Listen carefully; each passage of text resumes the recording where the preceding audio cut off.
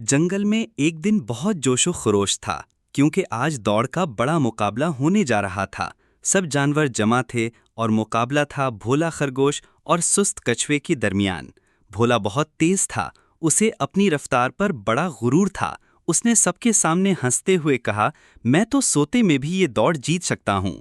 दूसरी तरफ सुस्त कछुआ खामोश था, लेकिन उसकी आंखों में एतमाद था।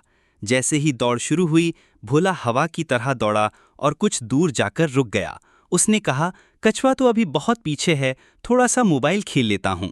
वो बैठा और गेम्स में ऐसा गुम हुआ कि वक्त का होश ही न रहा। कछुआ आहिस्ता आहिस्ता लेकिन मुसलसल चलता रहा।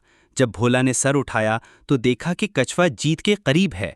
वो दौड़ा, मगर देर हो चुकी थी। सब जानवर खुशी से तालियां बजा रहे थे।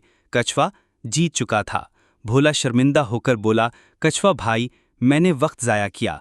कछुआ मुस्कुराकर बोला, कोई बात नहीं भोला, जीत हमेशा उसकी होती है जो मुसलसल मेहनत करता है, ना कि सिर्फ तेज दौड़ता है।